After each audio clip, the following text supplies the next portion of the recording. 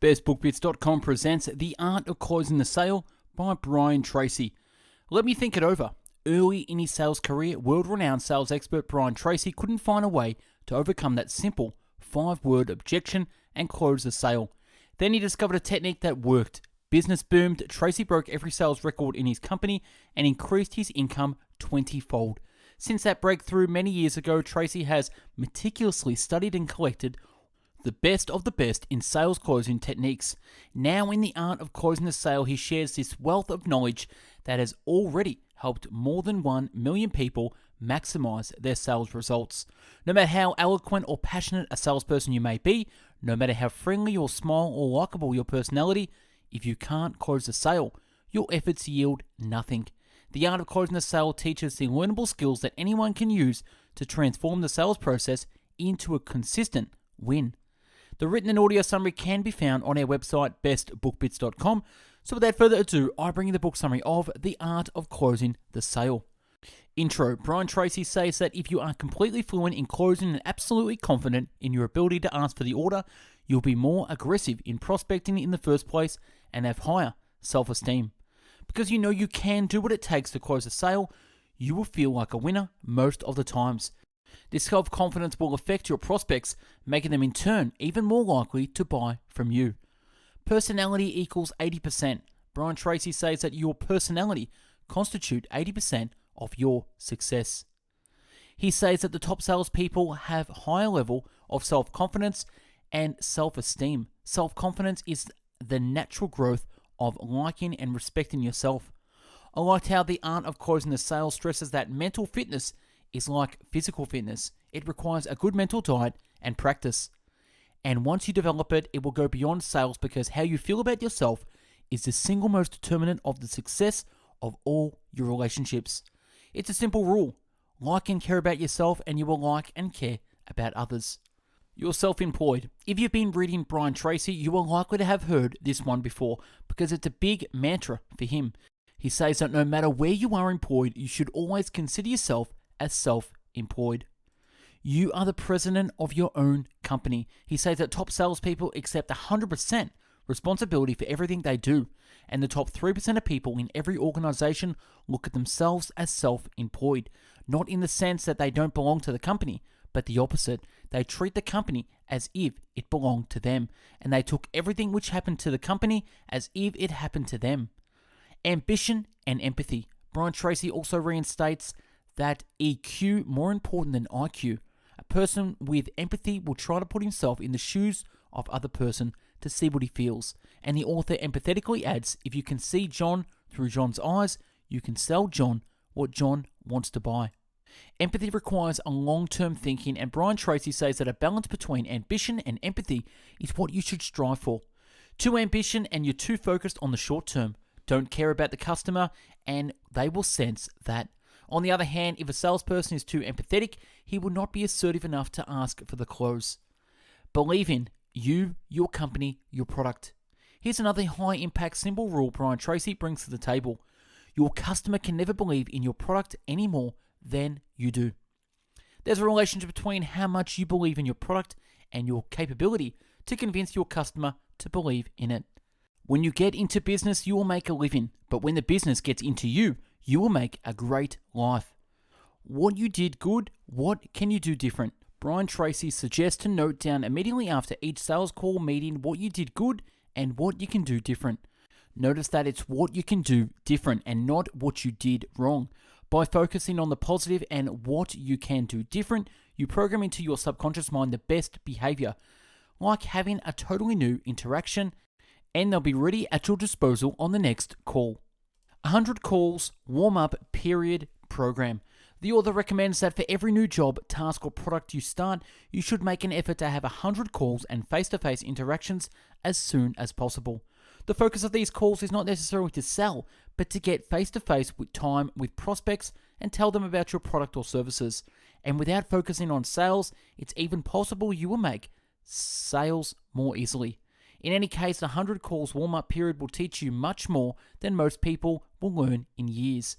Questions, customer feedback, customer issues, etc., etc.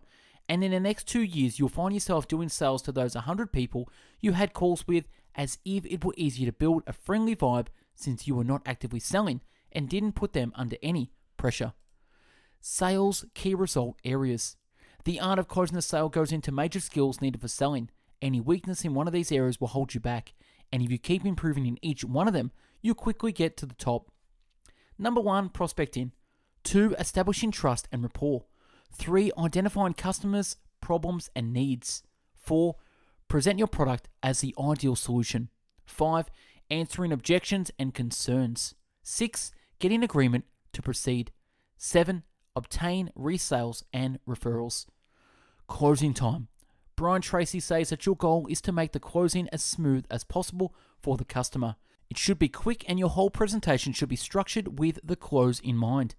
Top salespeople know what they're going to say word for word and rehearse. Poor salespeople wing it and sweat as they say whatever comes to their mind and hope. 6 major requirements to close. Number 1, positive, enthusiastic, and eager to close the sales. Emotions are contagious. Number 2, prospect requirements must be clear to you as a result of asking questions. Number 3, the prospect must understand your product and its value for him. 4, prospect must believe and trust you and have faith your company will deliver. And number 5, the prospect must desire and want what you're selling. Number 6, product must be suited for your customer. Close at the right time. Avoid high pressure. Make sure the prospect, number 1, wants it, 2, needs it, 3, can afford it, 4, be able to use it and get full value out of it. Signals the closing time has come. These are some signals that your prospect is ready to move. Number 1, talking faster, becoming more upbeat and cheerful from thoughtful and critical. 2, sudden friendliness, relax and maybe ask a personal question, answer warmly and close question. Number 3, chin rubbing. He's probably thinking how to use your product. Stop talking and when he comes up, ask a closing question. Number 4 is price, terms and delivery questions. Ask another question and you've made the sale.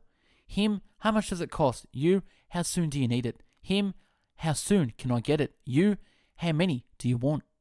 And number 5, any changes in attitude, posture, or voice. Closing techniques. Brian Tracy says that you should be able to master at least 10 different closing techniques to be used depending on the person and the situation and the kind of objections you get. Try them out multiple times and practice them more than once until you perfect them. And you're on your way to excellence. Secondary close, you agree on the minor details so the customer implicitly decides on the major one. You help them through the moment of indecision. For example, would you prefer this in blue or green? Would you prefer it on 60 days or 90 days? Would you like it delivered or would you like to take it with you today? Assumption close. You can ask test closes questions like, does this make sense to you?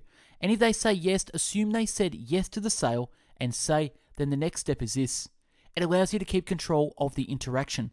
The customer either goes along or raises another objection that you can address. Selling past the sales. You begin talking about the joy of using the product and what will happen with it.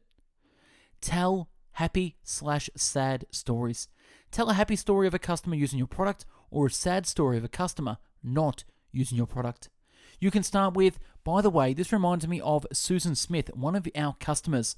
Once you talk about happy customers, you trigger an unconscious desire by customers. Walk away close. If a customer is walking away saying he wants to shop around, tell him most people did that before coming back and shopping from you. You can tell him you can go on, but why don't you save that time and make a decision now? We can wrap this deal up right now and spare yourself all that research and time and happily go on with your life. If he still insists he wants to go, only today, close. It's the last day of the sales contest, so you can make a discount. This is only to be done at the end of the selling. Save it until the last moment. Referrals. Always ask for a referral. One way is to visit each year customers of yours to make sure they are happy and then asking for a referral. Think hourly. It was an impressive statement in the art of closing a sale that made me think most people work only a couple of hours a day, making the first phone call at 11 and the last at 3 o'clock. Sometimes it's true indeed. Brian Tracy says that if you think of your goals on a yearly basis, like most people do, it's easy to waste time like that. The solution? You should instead think about your income goals in terms of hours. And if you're doing the sales, then prospecting, presenting, and closing are the only 3 activities that pay you money. All the rest is waste. And that's a wrap on the art of closing the sale. Subscribe to the channel and take a look at the hundreds of book summaries uploaded previously. To find hundreds of written summaries, check out our website, bestbookbits.com. And for hundreds of audio summaries, find us on mixcloud.com/bestbookbits. If you want to help and be a contributor, get involved in the channel by reading a book, writing a summary, and emailing us at info@bestbookbits.com to have it featured. Thanks for watching and listening, and have yourself an amazing day. Take care.